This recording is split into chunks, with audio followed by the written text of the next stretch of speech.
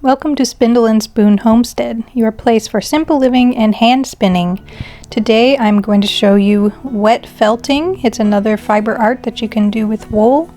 And I made a cute little rustic wool felted bag that I could put my phone in.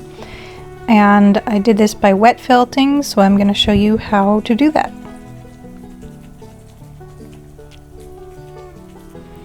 So I laid a sheet of bubble wrap down on my counter, and you take your wool and you want the fibers to be kind of going in one direction. So this is already prepped wool, and I'm laying the fibers out in a thin layer on top of the bubble wrap going in one direction. Make sure you get your layer put down evenly. You don't want to have any thin spots anywhere. And for this bag that I made, I'm making a little rectangle that's about 30% larger than a sheet of paper.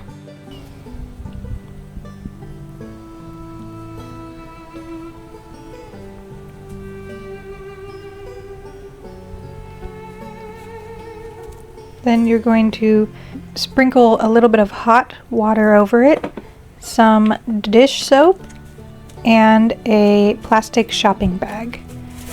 Once you got that sprinkled on and put the bag on, then you just rub the bag kind of in a circular motion or back and forth motion over and over, and that is what causes the wool to sort of mat together and compact. And once it gets started, you want to add another layer because you want this to be thick and strong like felt should be.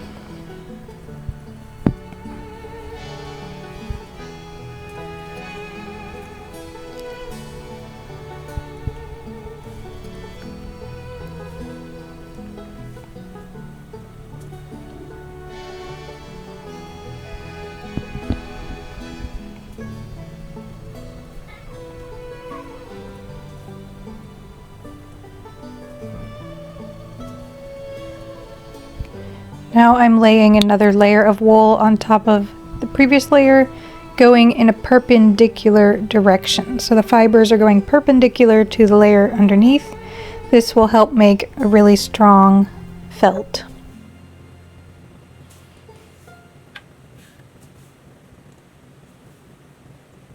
Sprinkle on some more water, hot water, and some dish soap. Then put that bag on and start rubbing again.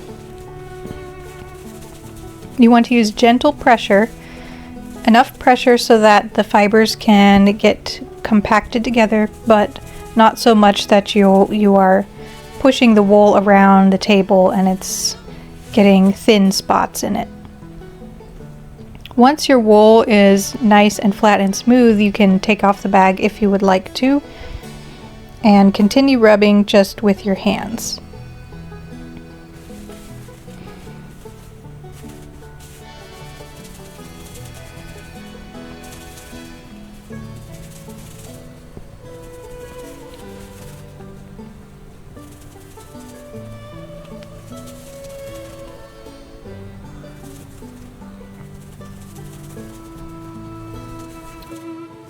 Felting is such a simple fiber art technique. In my opinion, it's gotta be so old because all you do is you take some wool and mix it with hot water, a little soap, and agitation. And with some wool, you don't even need the soap, although the soap helps it go faster. But it's kind of like magic. It turns from this soft, loose, fluffy material into this compacted, strong yet also soft, thick piece of fabric that is incredibly useful. If you think about it, we use felt in so many different areas of our life, not just for textiles like that we wear or use in our home, but also we use bits of felt on musical instruments. We use felt in a lot of factory industrial applications. in Asia, felt is used for housing, for yurts. It's just incredible. There's a lot of felt used in like horseback riding kind of applications. It is such a versatile fabric. And it's relatively easy to make. Like, it does take some time and some elbow grease to make felt.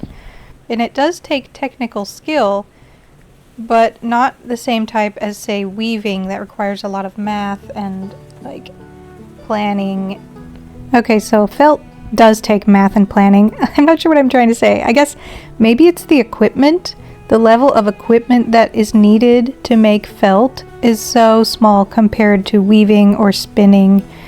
Maybe that's what I'm trying to say. It just feels so simple and basic, yet obviously it's something you can still take to a mastercraft level. Okay, so I made a styrofoam form for my bag.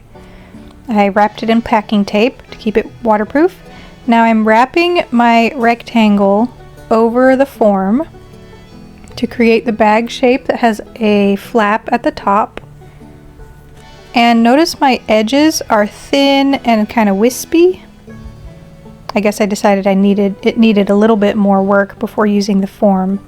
But you really want to pay attention to those edges and keep them a little bit thin and wispy so that you can overlap them over the form like this and felt them together. If they're too thick and solid, they won't felt as quickly and you might have to add more wool. I do add more wool to the front of the bag there just to reinforce that join.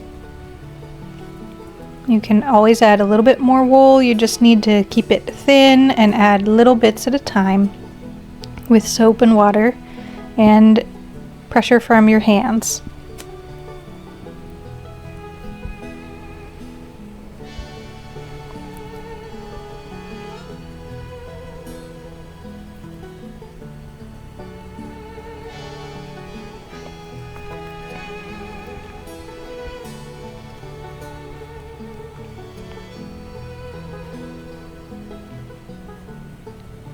I feel like this is a pretty beginner-friendly project, if only because it doesn't require expensive equipment like with hand spinning or weaving or sewing. It's pretty accessible. You just need wool and soap and water, and then the various recycled plastic things that are nice to have. So I'm folding over the bubble wrap to use as that barrier so I can rub the felt really well. And adding a little more wool to reinforce that front part of the bag where the join is.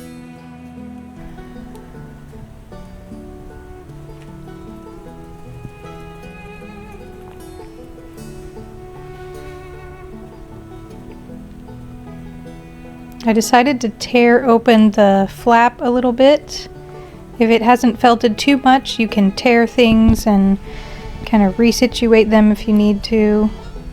It's not the most ideal thing, but it is possible. A lot of felting, wet felting, is just finagling things with your hands, manipulating them to get it to the position and the shape that you want before it gets too felted.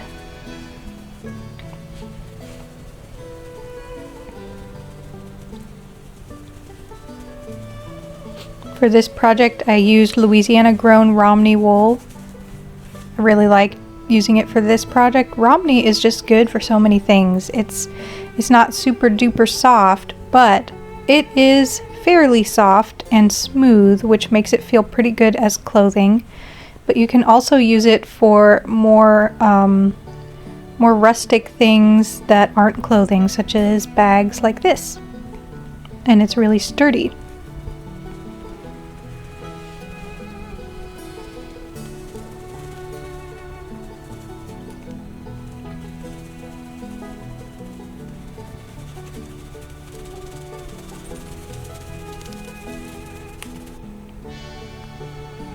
Make sure you felt the edges around your form as well.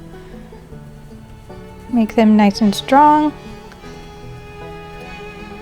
Reinforcing the flap crease with some more wool.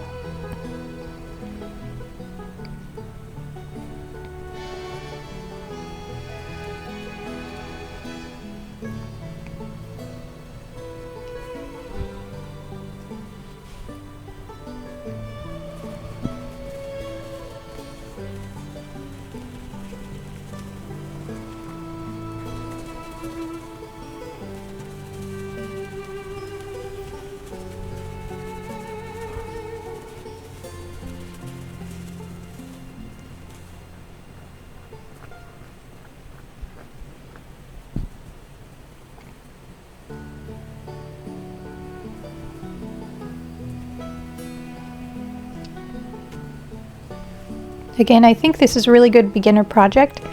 It doesn't require a whole lot of knowledge beyond just what I'm explaining in this video. Of course, felting can be taken to great heights with a lot of skill, but this is just very basic felting that is pretty accessible to most people, I think.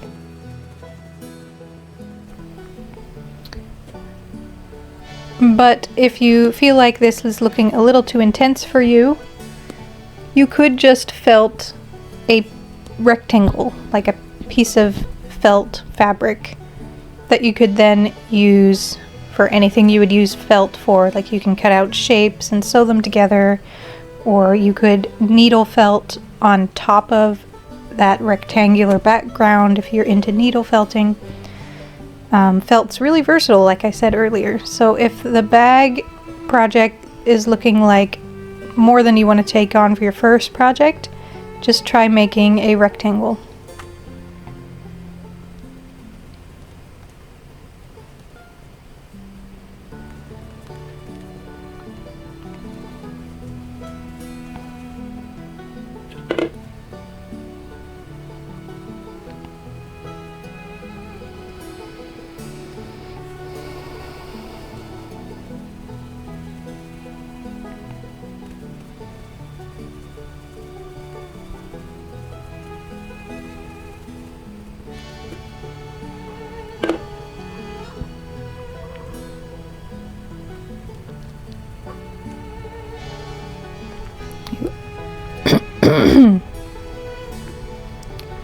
You can felt any kind of animal fiber, I believe, so it doesn't have to be wool.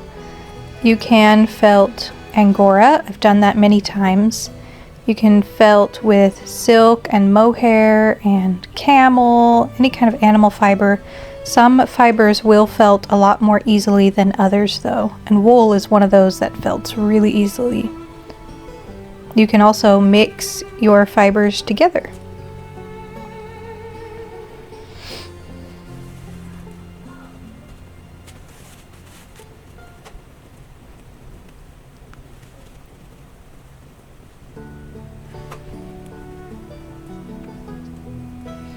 Bag is looking just about done. I'm just making sure that the whole surface feels solid and there's no wispy, unattached fibers, and also no thin spots.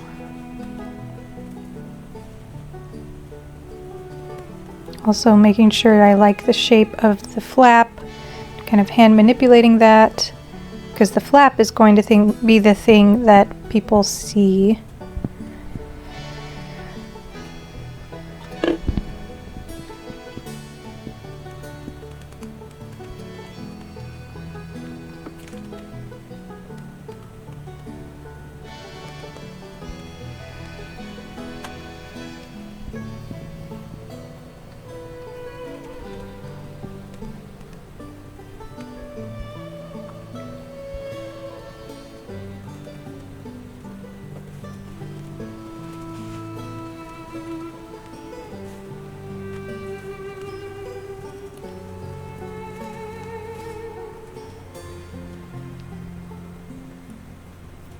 Okay, this is a bamboo sushi mat. You can use a placemat or even bamboo blinds depending on the size of your project. And you're going to roll up your project and just roll it like a rolling pin on your table. This helps really compact and felt and press those fibers together from all directions. And you want to roll it until it starts to get kind of wrinkly looking.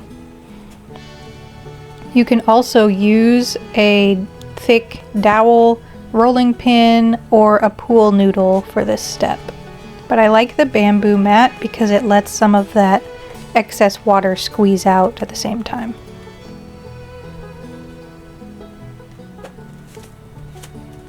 You can also just squeeze and thwack down your project onto the table. All of that will help too.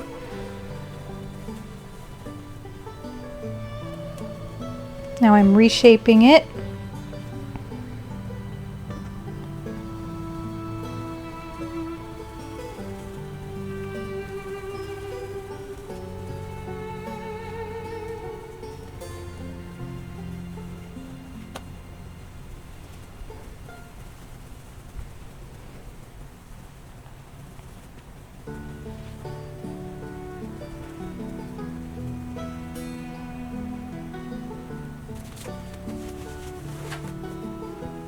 Okay, I rinsed it off screen. Now I am putting in the form so it can dry.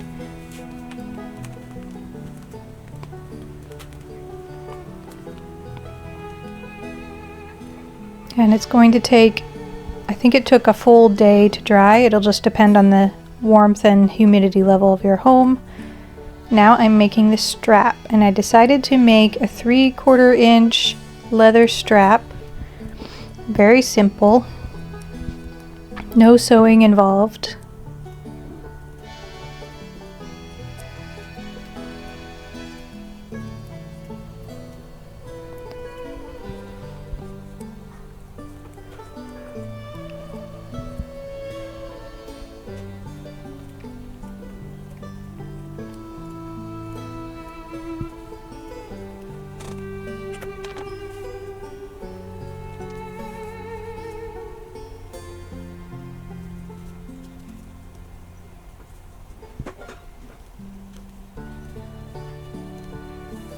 I cut some small slits. You do not want to cut too much.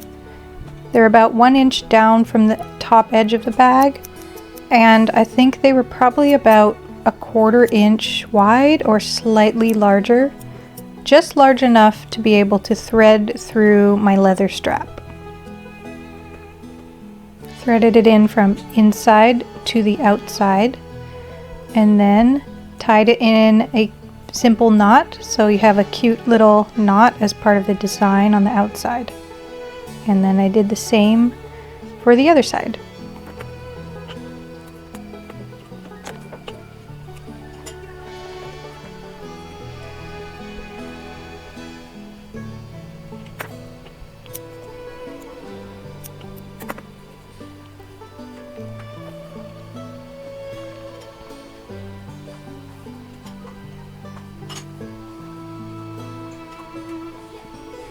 And I adjusted the size of the strap as well.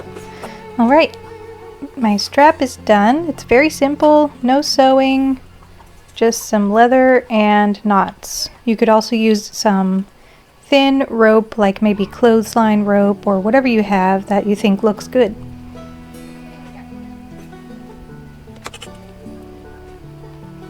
And the next step is adding a button.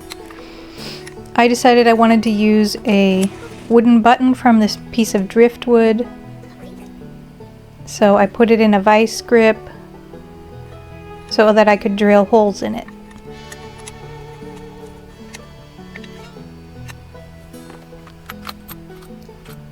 You could go out and get a nice stick and whittle it, or you could just buy a regular button. Just get yourself a button somehow.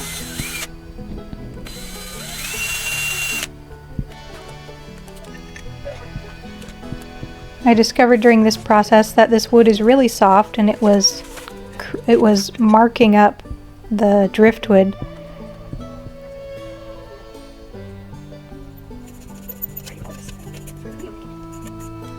and then it even made the driftwood snap. Which then I figured out I could snap it with my hands after scoring it with a knife. So I'm not sure how long that button is going to last. It is so soft. But then I wiped it with some linseed oil to protect it and give it a nice color. And if my button doesn't last, I will just replace it with something better.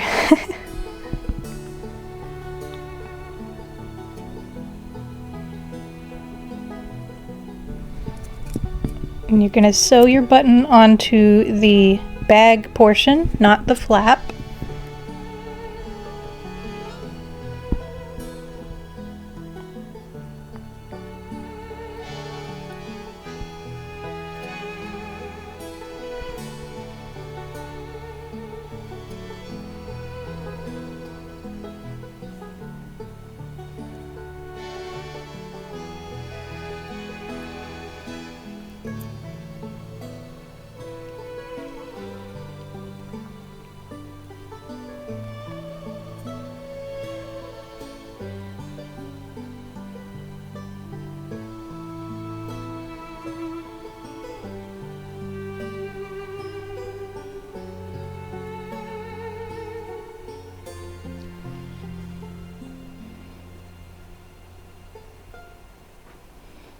Make it nice and strong.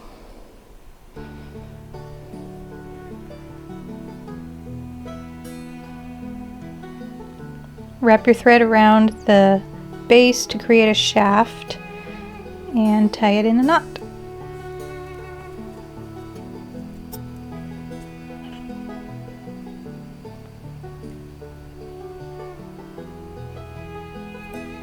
And when you cut your buttonhole, again, cut less than you think you need, just in case. I just cut, I think it was probably about a 1/2 inch hole or 3/4 inch.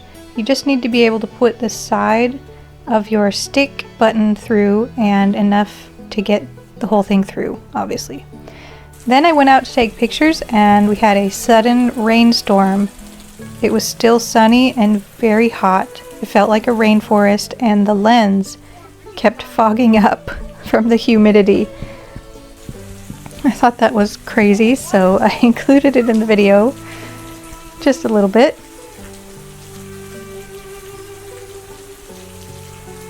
I'm also wearing my latest tri-loom shawl from my Tour de Fleece yarns.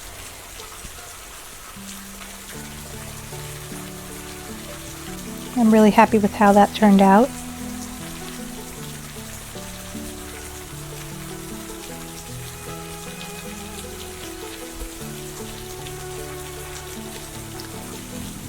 So this is the finished bag.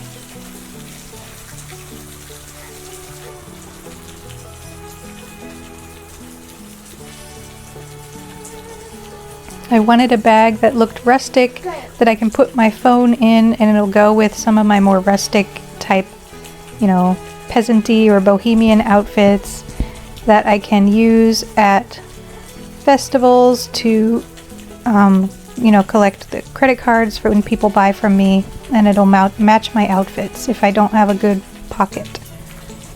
So there we go. Thank you for watching, and I hope you enjoyed this video.